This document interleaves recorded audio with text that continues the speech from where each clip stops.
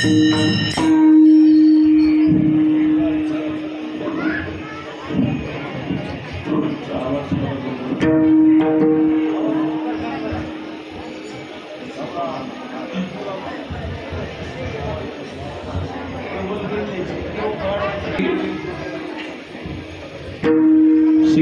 La Vella दुरी होतो तिघांचे मेवरी तुम्ही वारे दोहीकडे मुख पसरून यागडी वाहती त्या धारा ग्यारे दोहीच्या कोपरा तुम्ही वारे दोहीकडे मुख पसरून यागडे तुका म्हणे हाती टोका अधिक कुणे नेदी एका तुम्ही वारे दोहीकडे मुख पसरून यागडे श्री संताची ये माझा चरणा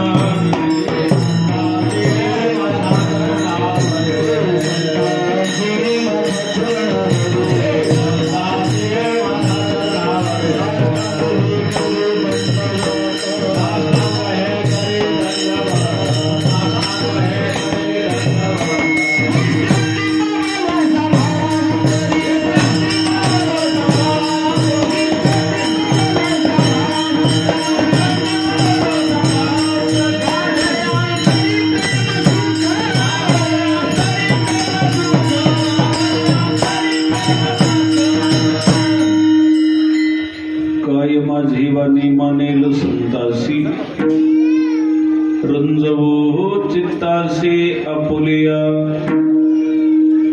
भजे व्रजैक मंडनम समस्त पाप खंडनम स्वभक्त चित्तरंजनम सदैव नंद नंदनम सुप्तकुच पुस्तकम सुनादे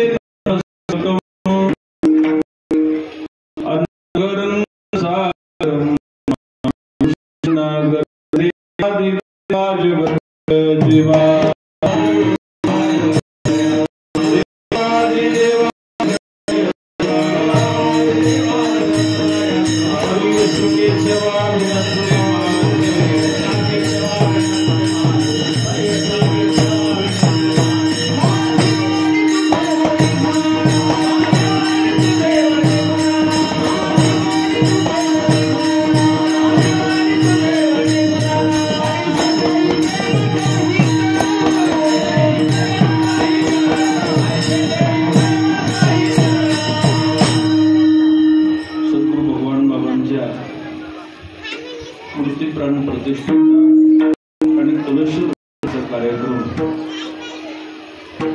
आणि या कलशरोहण कार्यक्रमाची आजची ही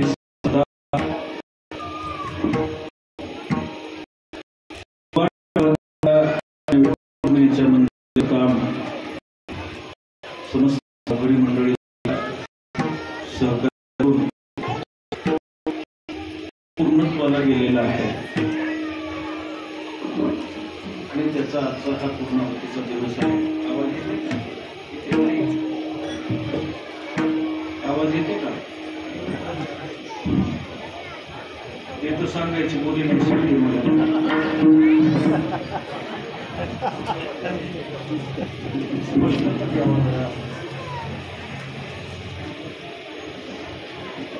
मंदिराचं काम जवळपास पूर्ण झालेलं आहे, कारण एकदा कळस बसला की काही शिल्लक राहत नाही। भक्तासहित महाराजांचा अवतरण आपल्या या बोडकामध्ये झालेला आहे। प्राप्तीसाठी संत हा एक प्रकारचा पर्याय आहे, मध्यम अवस्था आहे। जिथं संतांची सेवा घडली जाते तिथं भगवंत मंदिराचं काम आजच्या दिवशी झालेलं आहे। देवळाची कामं गंगे सिंधू सुवर्ण शुद्धी सोळावा जैसा कळस कामं पूर्ण. मंदिरात जाऊन नाही दर्शन नुसतं कळसाला पाहिलं तरी भगवत किंवा भगवत स्वरूप दर्शन घेतल्याचं तुम्ही प्राप्त होतं. कळस पाहिल्यानंतर मी तुम्हाला म्हणतो तुका म्हणे मोक्ष देखील कळस.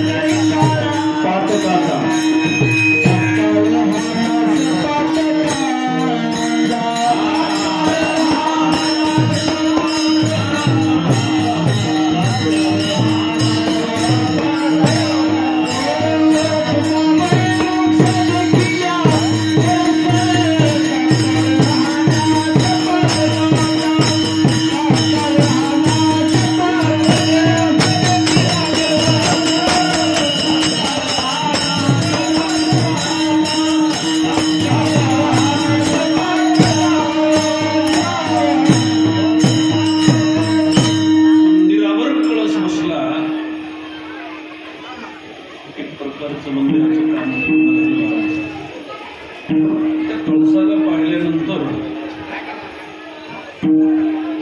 भक्तांना सुद्धा बऱ्याचशा गोष्टीचा लाभ होतो. महाराज म्हणतात तात्काळ हा नाश प्राप्त करायचा. महाराजांचे शब्द तुका म्हणे मोक्ष देखील कळस.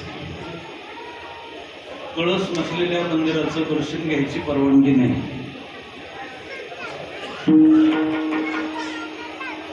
मूर्ती प्राण प्रतिष्ठा होऊन कळस राहिला तर वर्ष 2 वर्ष 5 वर्ष राहिला तर जमतो. कळस बसला की मंदिराचं जवळपास काम पूर्ण झालं महाराज. आणि बोडक्याची परिस्थिती अशी होती, मूर्ती मला वाटतं 2-3 वर्ष होते. त्याच्यात किती वर्ष होते? 3 वर्ष. फक्त 3 वर्ष होते. 3 वर्षापर्यंत, कारण मंदिर बांधण्याच्या अगोदरच मूर्ती आणून ठेवल्या होत्या. म्हणून 3 वर्ष त्या मूर्तीला सुद्धा वनवासात भोगावा लागेल. पण कसं तरी सगळ्याच्या सहकार्यानं देवाला बी थोडा वनवास असल्याशिवाय चांगलं मिळत नाही मला. पण आता भव्य दिव्य स्वरूपाचं मंदिर मिळालं, चांगलं बांधलेलं आहे. एक अगदी बाहेरून मधून लख करावा असं मंदिराचं काम झालेलं आहे. म्हणून ज्यांनी ज्यांनी या मंदिरासाठी तनमन धनानं सहकार्य केले ते सगळेच जण भाग्यवान आहेत. कारण अशा सात्विक कर्माला ज्याच्याकडून कुठल्याही प्रकारचं दान घडत असं एक प्रकारचं पुण्याचं लक्षण आहे. ते कुणालाही घडत नाही महाराज. कोट्यावधी रुपये महाराज संपत्ती असणारे अमाप जगामध्ये लोक आहेत. पण तरी सुद्धा सत्कर्मासाठी मला दान घडणं शक्य नाही. म्हणून हे दान भगवंताच्या भगवान बाबांच्या मंदिरासाठी ज्याच्याकडून आलं असं, आता तुम्ही आम्ही दिले म्हणून सांगण्यापेक्षा देव तुम्हाला नाही जरी तुमचा उच्चार केला तरी सगळ्याच्या इच्छा पूर्ण करेल. विठ्ठला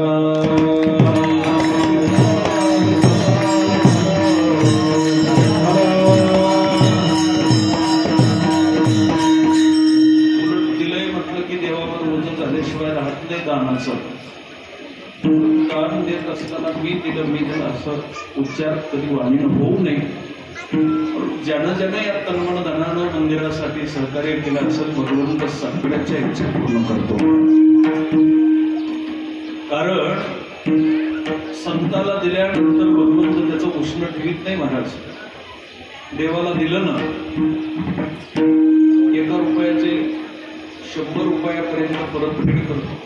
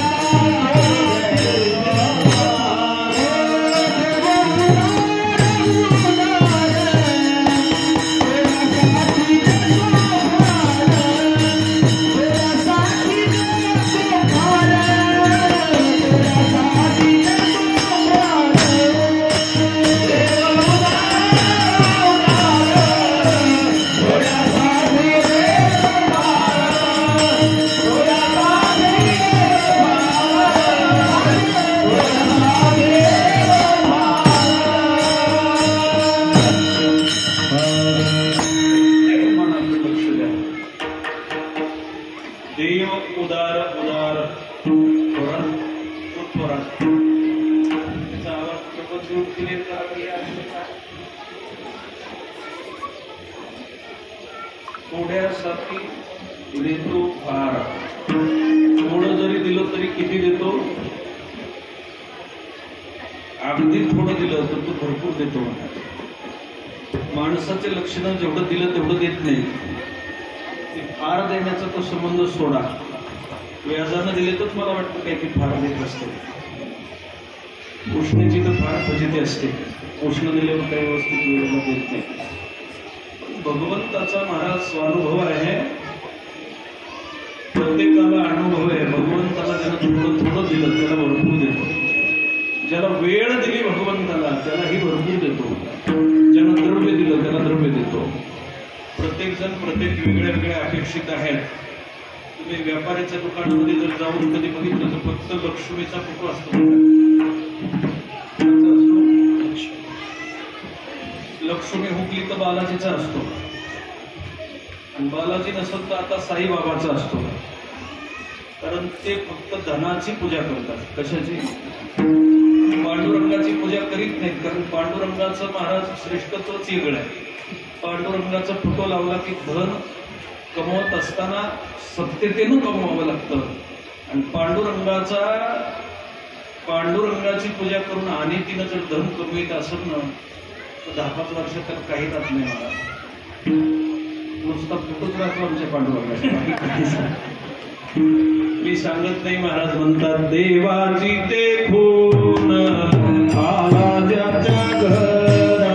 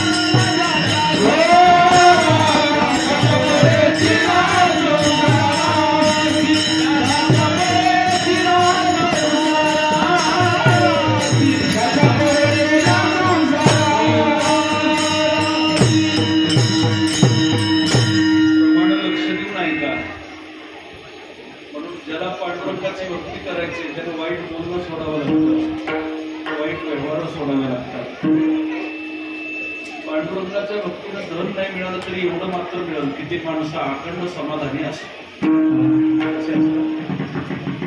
अखंड समाधानी असतात. त्यांच्याकडे समाधानी एवढं समाधान असतं की आम्हाला वाटतंय कुणाला तरी द्यावं पण ते देता येत नाही. इतकी समाधानी असतात पांडुरंगाचं भक्त. बरोबर. ज्याला नीतीनं व्यवहार करायचा त्यानं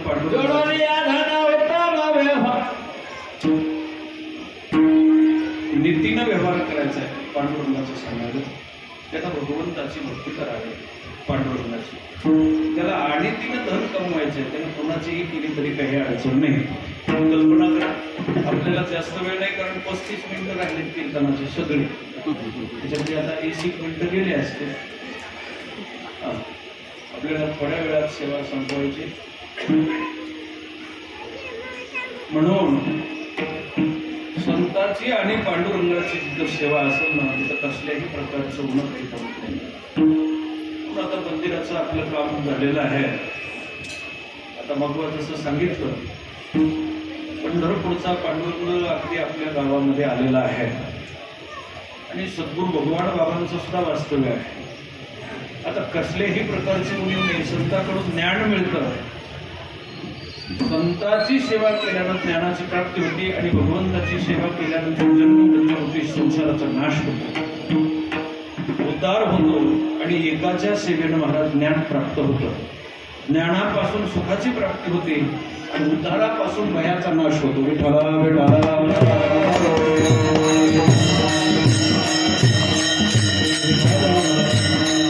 आणखी लक्षात घ्या. ज्ञानापासून सुख प्राप्त होतं आणि भगवंताची सेवा केली की भयाचा नाश होतो आहे का नाही? भय राहत नाही महाराज, भयच राहत नाही. हरीच्या दासा भय ऐसे बोलते ही नाय, ऐसे बोलते ही नाय, ऐसे बोलते ही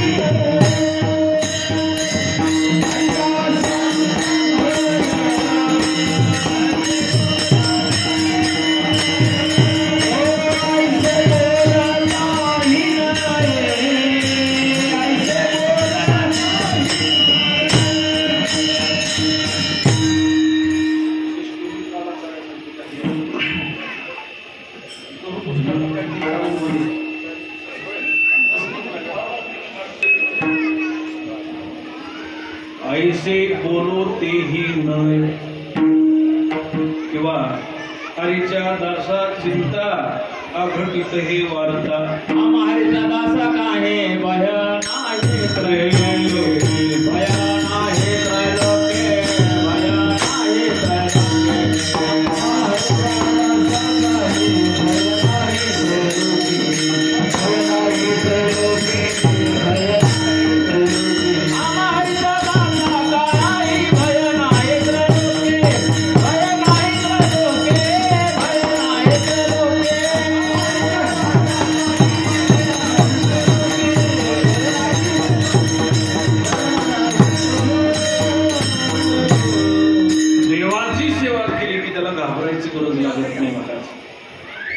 भीती राहत नाही. मग एकाच्या सेवेनं ज्ञान प्राप्त होतं आणि भगवंताच्या सेवेनं भयाचा नाश होतो. ही दोन्हीही योग आपल्या सगळ्याच्या जीवनामध्ये आलेले आहेत. म्हणून आपण सगळे भाग्यवान आहे.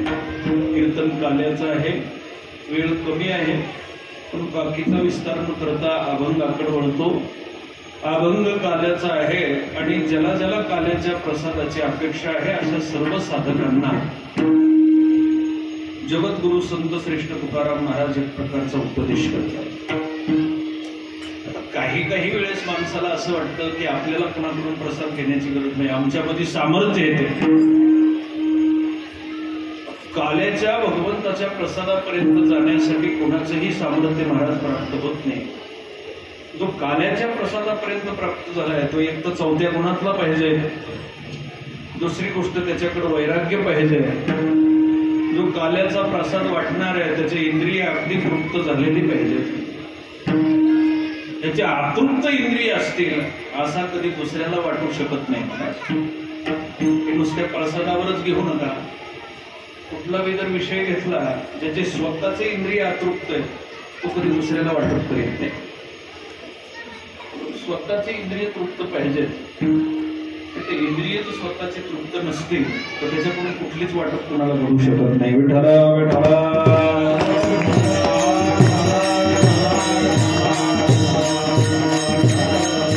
गुणातीत पुरुषाचं काय लक्षण आहे?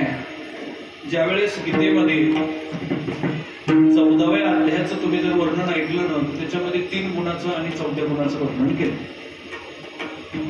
गुणातीत पुरुषाचं लक्षण वर्णन करीत असताना महाराज म्हणतात त्याचे इंद्रिय एवढे त्याच्या ताब्यात असतात की त्याची इच्छा असेल तिकडं त्याच्या इंद्रियाची धावाधाव असते. गुणाने ताण तित्यत्रिंदेहि देह समुद्भवान जन्म मृत्यू जरा दुःखैर विमुक्तो मृतमश्नुते. तो म्हणेल तेच त्याचे इंद्रिय करतात.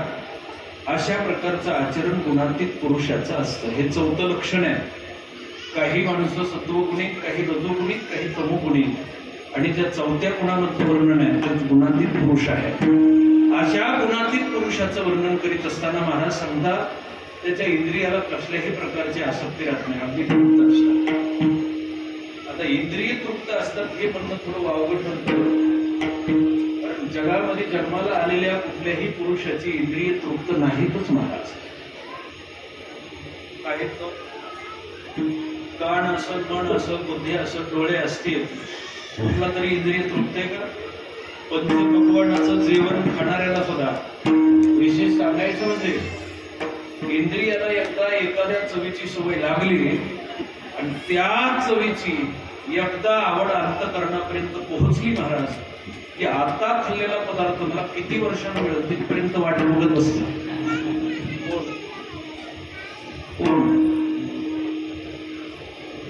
इंद्रिय वाट पाहत राहतात. मी काही एका इंद्रियाचं सांगत नाही, तुम्ही बाकीच्या सगळ्या इंद्रियाचा असा अनुभव घ्या. एखादं सुंदर गायन ऐकलं की मला ते कधी ऐकायला मिळेल अशी कान वाट पाहतात. डोळ्यांनी एखादं विहंगम दृश्य पाहिलं तर ते मला कधी पाहायला मिळेल असं डोळे वाट पाहतात. जिभेने एखाद्या चवीचा अनुभव घेतला तर रात्रंदिवस जीभ मानत आता मला ती चव कधी चाकायला मिळते याची वाट पाहते. मला हे सांगायचंय, आजच्या झोपेमध्ये थोडी कमतरता झाली तर रात्र कधी होती याची शरीर वाट पाहते. आता येता रात्र होईल आणि भरपूर झोपत. आता उन्हाळ्याची रात्र मला वाटतं मोठी असते का? दिवस मोठा असतो, अर्धे दिवस मोठा म्हणते खाली बसलेले रात्र मोठी मिळतात. कारण त्याच्या लक्षातच नाही हे उन्हाळा आहे का पावसाळा. काय मोठी असली काय रात्र मोठी असली तरी काय पहाटे 3 वाजल्यापासून उठायला करू अगदी झोपेची तृप्तीच नाही कधी.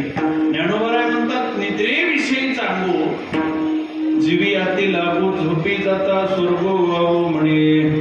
मला सांगायचंय इंद्रियाला एकदा सवय लागली की अतृप्त इंद्रिय कधी मला तृप्त करता येईल याची रात्रंदिवस अपेक्षा करतात. पण ज्याच्या इंद्रियाला कुठली तरी सवय लागली त्यात तृप्ती होणं कदापि शक्य नाही. विठ्ठल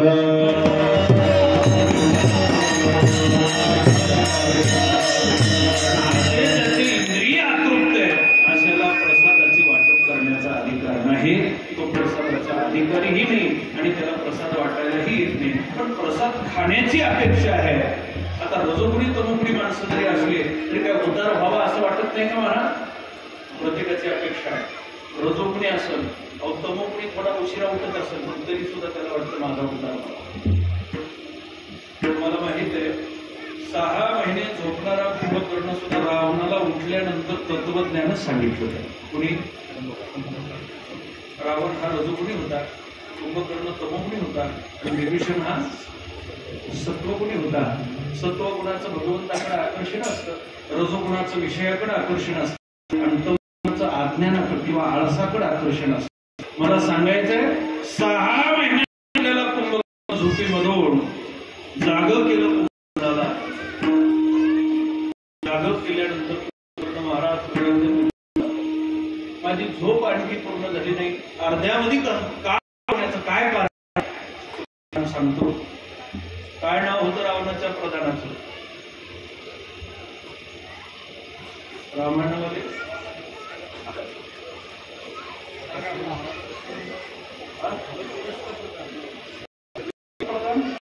नाव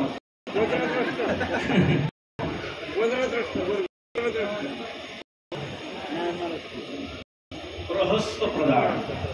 कोणता प्रधान? वज्रदत्त गिरी महाराज.